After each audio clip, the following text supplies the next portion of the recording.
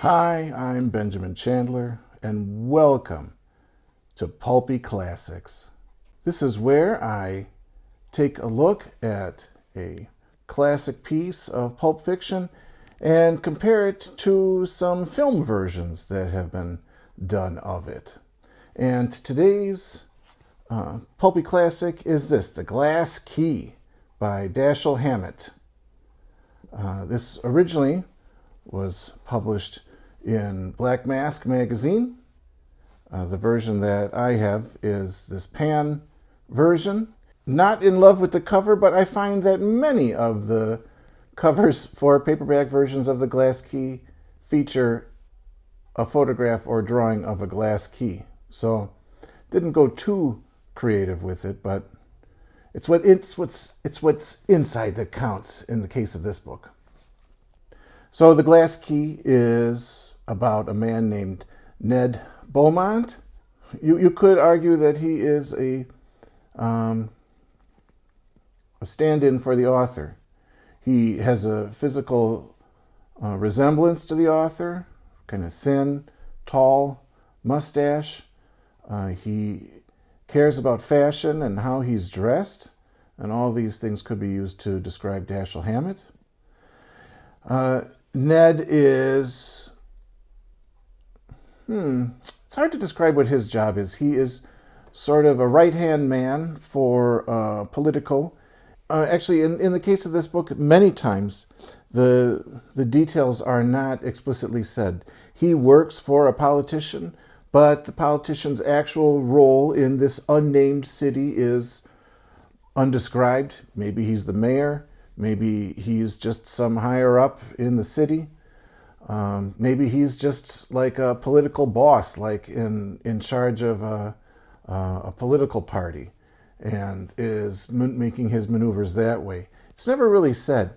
It is an elected position, though, and the guy that Ned works for, Paul Madvig is his name, does often talk about how, he's trying to make sure that he wins the next election. So Paul Madvig, who some say is inspired by the author's father, Paul Madvig is this politician, and he is terribly in love with Janet Henry, who is the daughter of a senator. And he really wants to impress her and, do everything he can to make sure that she falls in love with him. He asks Ned for a lot of advice, fashion advice, what gifts should I get her, that sort of thing. Ned is really not into the idea that Paul is trying to win over this sort of princess type character. While Paul is trying to figure all this stuff out, Janet's brother, Taylor, is found dead. Actually, Ned is the one who finds him dead. He goes to Paul and says, hey, did you know that the girl who you're in love with, her brother is dead outside? And Paul is actually very cool about the whole thing and doesn't really react too bad. He doesn't seem surprised. He doesn't seem dismayed. He's just sort of like, well, what of it? And Ned says, should I call the cops? And Paul's like, I don't see why not. So this is sort of the mystery at the center of this book of who killed Taylor, the senator's son. Meanwhile, there is a gangster named Shad O'Rourke who is trying to muscle in on Paul's scene, and he wants to be elected to the position that Paul has. And Paul is not pleased with this, and he hammers down and makes sure that the cops go and bust up a bunch of Shad's gambling houses. This is during Prohibition, and so, gambling and alcohol together in one establishment, that's a no-go. Shad is not pleased about this, and he comes to Paul and is like, hey man, why don't you lay off a little bit? And Paul is actually not going to lay off. He's not convinced. He doesn't want to give Shad any room, and he's convinced that, when you got someone cornered, you got to to smash them down so they don't get back up. Ned disagrees and is like, when you got them cornered, you got to give them a way out. Otherwise, people are going to get hurt. They get in a big fight over this, and Ned gets called by Shad. He goes to Shad's office, and Shad asks him if he would betray Paul. He knows that they've had this falling out, and he wants to get some of Paul's secrets and is hoping that Ned will share them, but Ned says no, and Shad sicks his dog, it's a bulldog, on Ned. The bulldog takes him down, and then some of Shad's goons come take him, and they just take him to a room and just smack the snot out of him for days on end, just beat him to a pulp until he manages to escape. He builds a fire when they're not looking, uses the fire as a distraction, and escapes. He's then in the hospital, poor Ned, and people come to visit him, and he starts to try and put together some pieces of who actually killed Taylor, the senator's son, and Janet's brother. And he meets Janet and is starting to realize that maybe she has something to do with some notes that are being passed from the press and into different people's offices that are suggesting that Paul Madvig is actually the murderer. And Ned, who, although he is angry at Paul and says he's not going to work with him anymore, he still feels a connection and devotion to his old friend and boss, and he just can't believe that Paul would do it. Paul eventually confesses to Ned that he did commit the murder, but Ned is convinced that Paul is actually covering up someone else, and he's trying to figure out who is it that Paul would try to cover up. And at the very end, there's this big confrontation. Ned ends up with someone romantically, but it doesn't look like it's going to last. The two of them talk about different dreams that they have, and her dream is of she and Ned going to a cabin in the woods, and they see that there's food inside, and they open up the door, and snakes come rushing out at them, and they try to close the door and lock it, but the key is made of glass and it breaks, and they're unable to stop these snakes from overflowing and attacking them. And then she wakes up. And so there is this sort of thing of like, yeah, Ned gets the girl at the end, but is it going to last? Ned is a gambler that does a lot of betting on the ponies and playing dice. And so you also wonder if his relationship is a gamble in and of itself with this girl. I'm not going to spoil which one it is, because there's several women that express some interest with Ned along the way.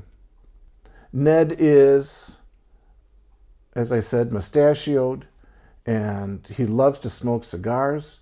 He loves to drink scotch. That's his drink of choice. He is cool as a cucumber. He is really unflappable, and he does everything he can to make sure that no one can read what he's thinking. You see the story through Ned's point of view, but Hammett really works very hard. You are never let into Ned's head. You do not read his thoughts. You do not even know his emotions. You just know his actions. Ned did this, he said this, he saw this, Janet said this, Paul did this. It almost reads like a news article in that it is so objective. And in some ways, I think that works to kind of create this mystique of Ned, that he's this cold, calculating guy. But at the same time, I think sometimes I missed a little peek into Ned's head, and it might have also helped explain some of his actions. Many times he does things and you think, why is he doing this? And it's only after the fact, when he discovers something, you realize, oh, this is what he was thinking, and he's trying to find out this information about such and such. So it really is a book that demands you pay attention to it because it does not spoon feed you. And it purposefully withholds information from you, not just of Ned's inner dialogue, but even some of the actions that are going around him, because you're just following Ned on this stuff, and you don't see what anyone else is doing or why they're doing it. So that's The Glass Key. Hammett actually said that it was one of the best things that he wrote. He was very critical, especially as he got older, of his writing, and time again he said that The Glass Key was the best thing that he did. And you can see that he is trying to withdraw his storytelling from just a straight up mystery whodunit kind of thing, and he's actually trying to say something deeper, maybe about politics, about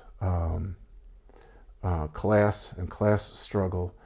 Maybe he's saying a little bit about the motivations of people and what really drives us, even though all of that is kept from the reader. It still is the subtext of all these characters' actions. So the book was popular, and so in 1935 they turned it into a film. The 1935 film was directed by Frank Tuttle. Frank Tuttle was a studio director. He did a number of films, dozens and dozens of movies, and almost none of them are remembered today. They really did not make a big splash. He was constantly working. The studio was constantly hiring him to direct, but he didn't make anything, that it's not like he directed The Wizard of Oz or something like that people watch again and again and is forever remembered. It's notable that he did direct the first noir film that starred Alan Ladd and Veronica Lake, and the success of that film ended up being the impetus for the 1940s remake of The Glass Key, starring Alan Ladd and Veronica Lake. But we'll get to that one. We'll cross that bridge when we get there. Let's talk about this 1935 film instead.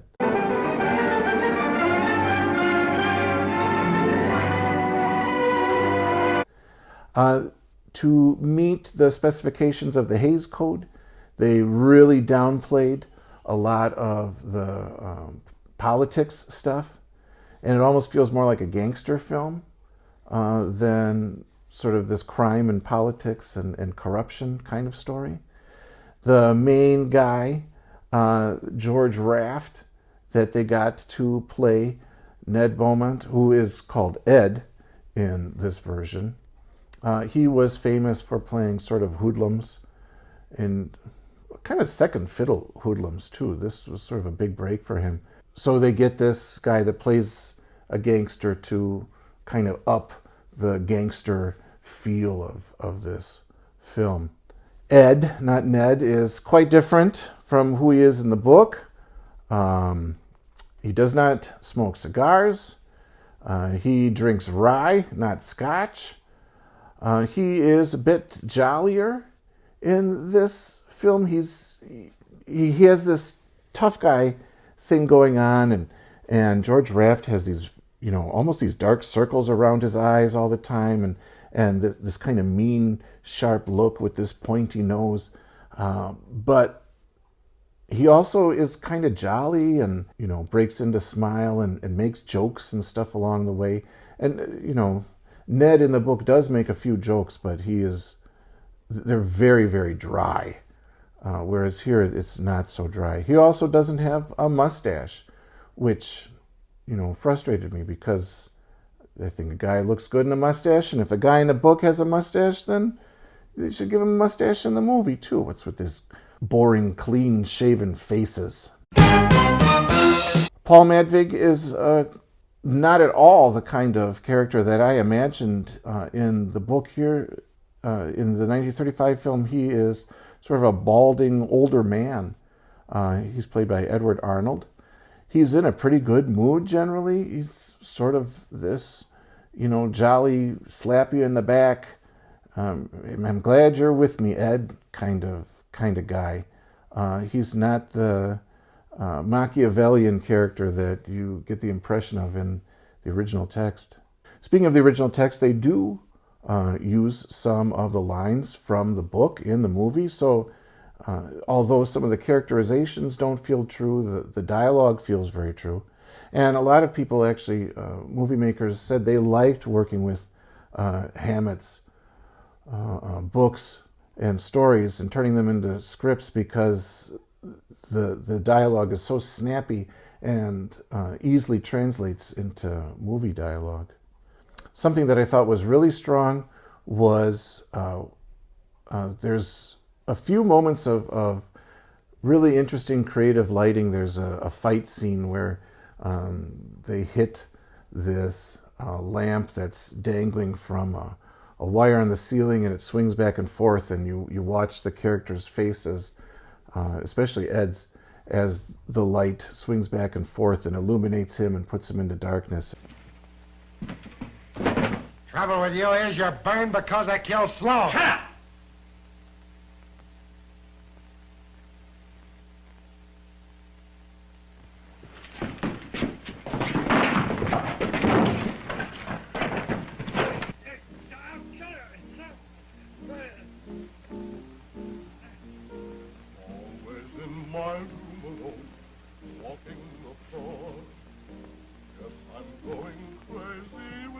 That I thought was quite nice. And at the end, Ed ends up with a different girl than he does in the book.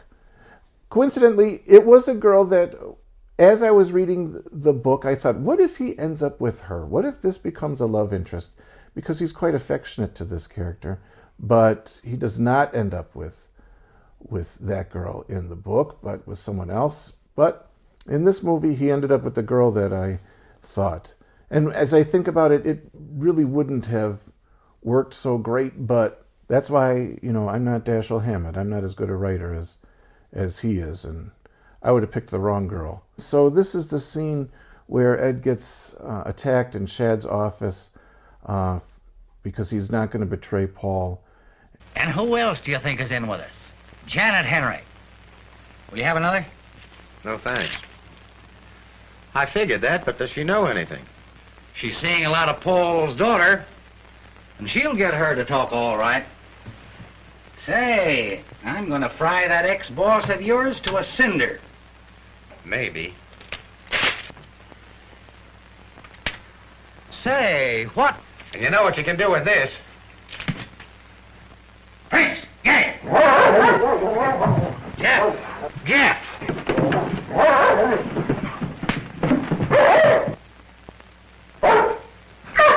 Take him to 328.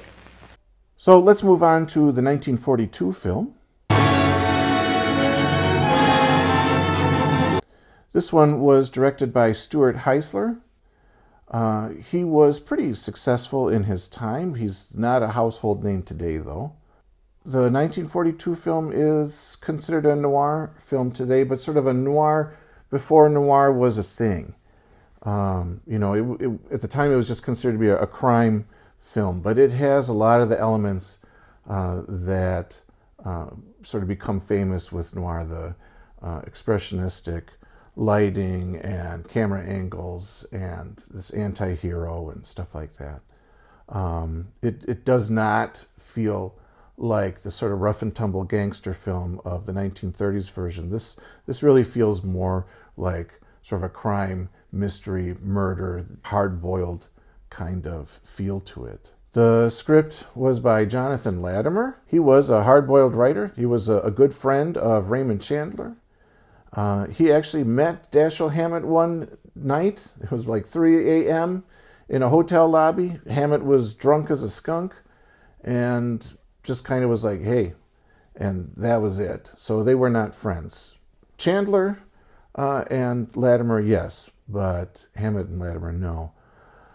In many ways, this movie almost feels like a remake of the 1935 movie instead of a retelling of the book.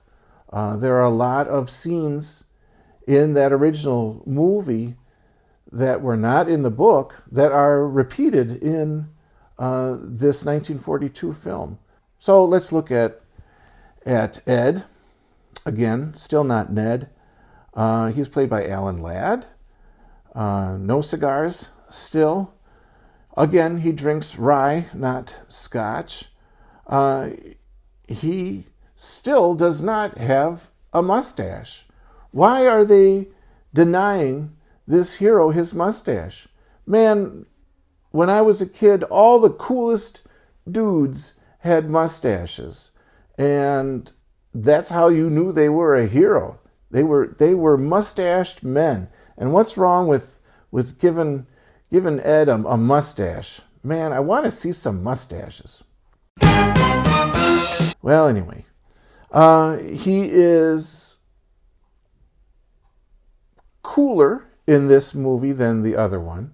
He's kind of bemused. You kind of get the impression that the studio is trying to get Ladd to be a leading man, and so he's got to kind of have some smirks and some little wisecracks and things here and there. He's got to smile and show some warmth if they want him to be sort of a romantic lead. Paul Madvig is played by Brian Donlevy, which is kind of interesting for me because I keep watching these movies with Brian Donlevy, not on purpose. He just keeps showing up in these old movies I'm watching. He showed up in this crime noir thing where he gets amnesia but doesn't have amnesia and starts to build a new life after he finds out his wife tried to murder him. And then he also played this sort of scheming guy who backs race car drivers in this ridiculous car racing film from the 60s, the best part of which were watching all these cars tool around, these dune buggies tool around in the California desert. Anyway, he was in that. So Brian Donlevy keeps never thought about this actor, encountered him before, and now he keeps showing up in the stuff that I'm watching. And he does have a mustache. Man, I am pro mustache. In the old movie, Paul Madvig is kind of this jolly old dude. Here, he's kind of a bore. He's violent.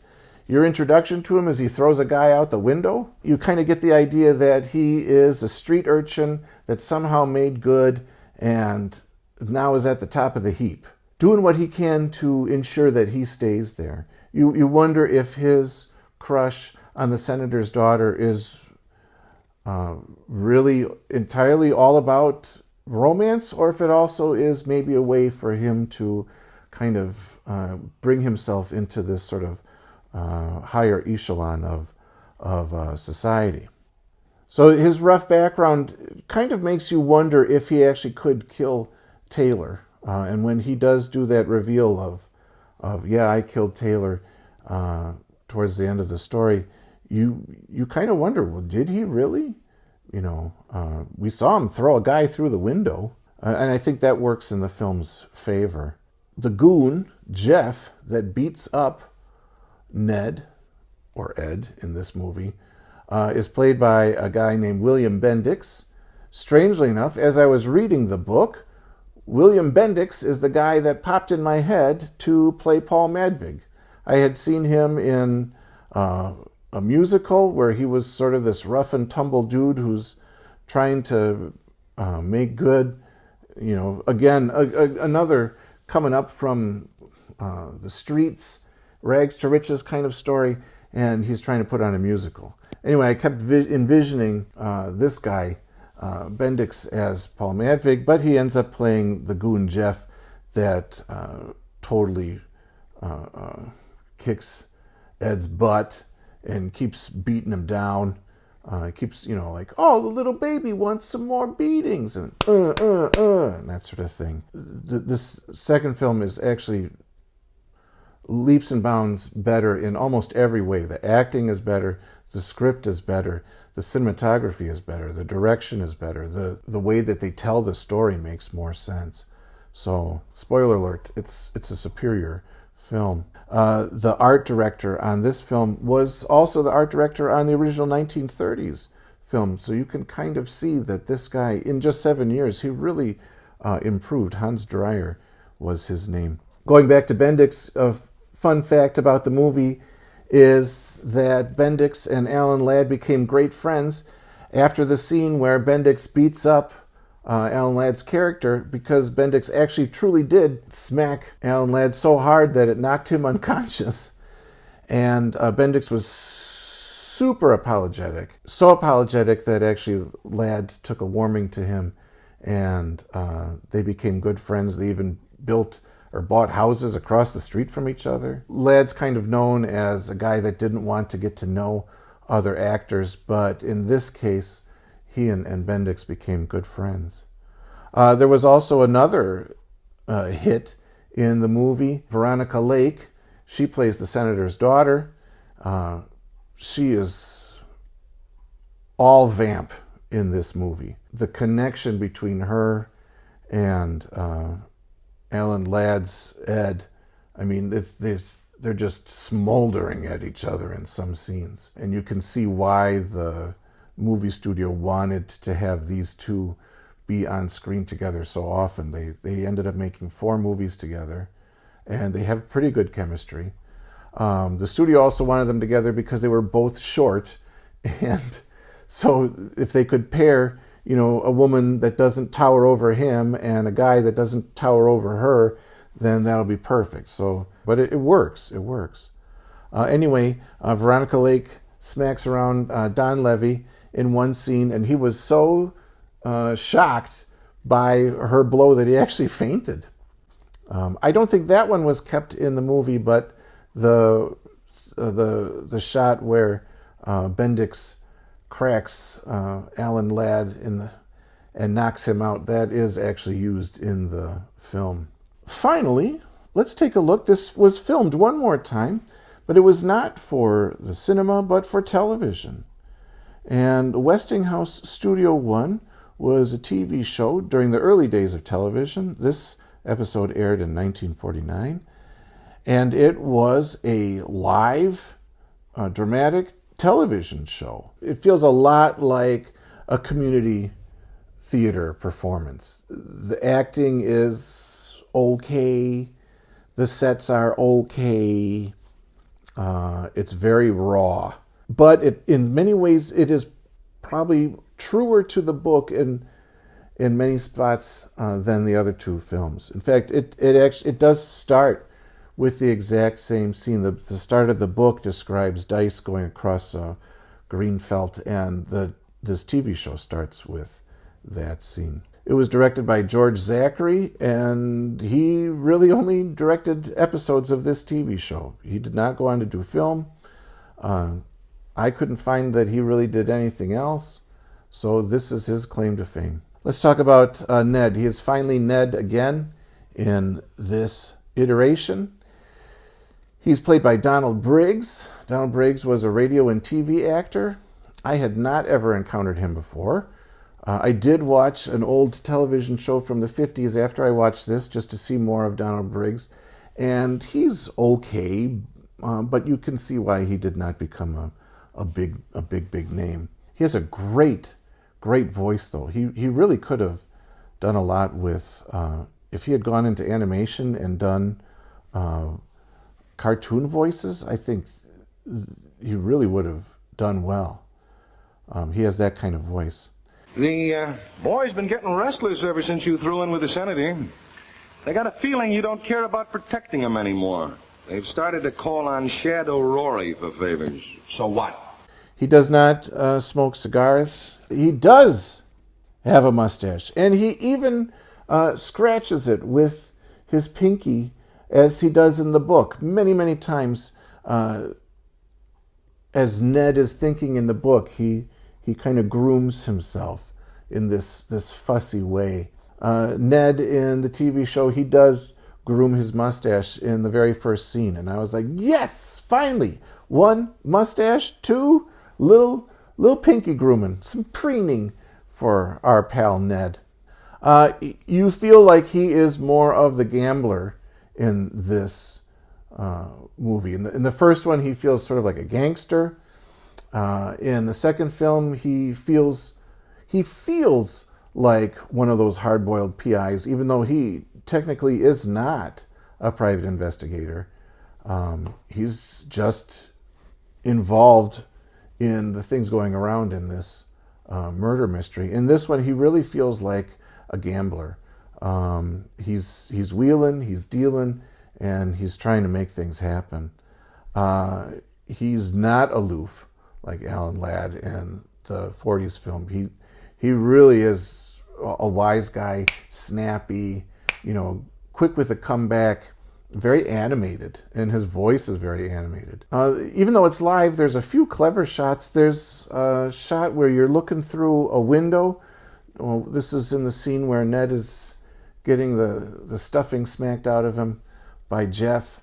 And again, they kind of do this thing with bars, so there's this sort of trapped jail-like situation. The relationship between Ned and Janet, that was the smoldering one I described in the 40s film. It's non-existent, really, in the 30s film.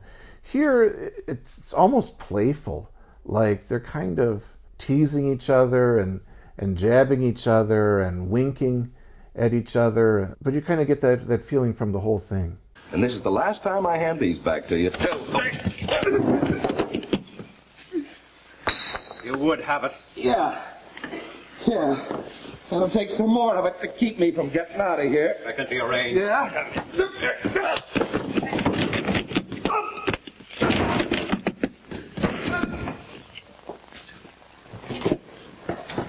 You two work them over a bit. We're going downstairs for a fresh beer.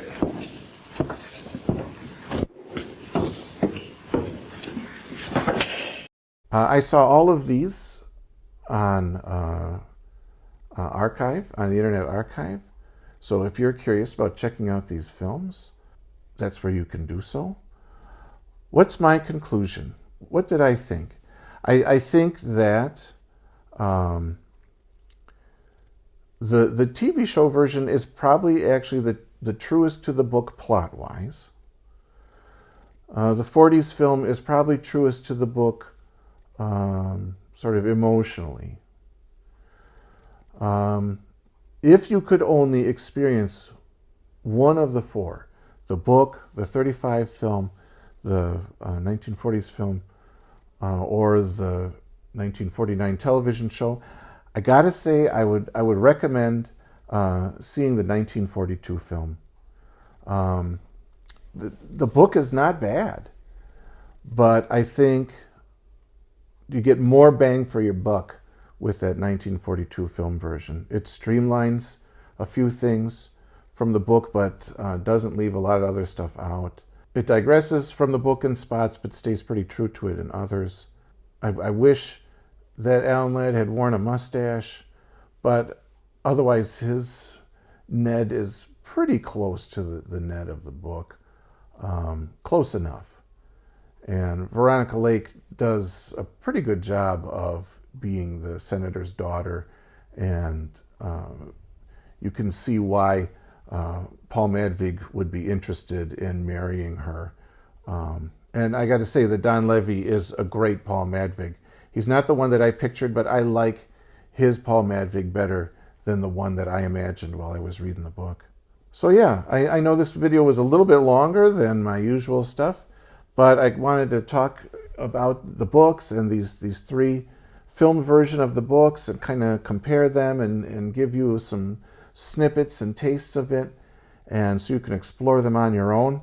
If you've seen these films and have opinions about them, if you've got opinions about Dashiell Hammett, his books, this book in particular, or if you've got some burning thoughts about mustaches and how well they work on a man's face, leave those comments down below.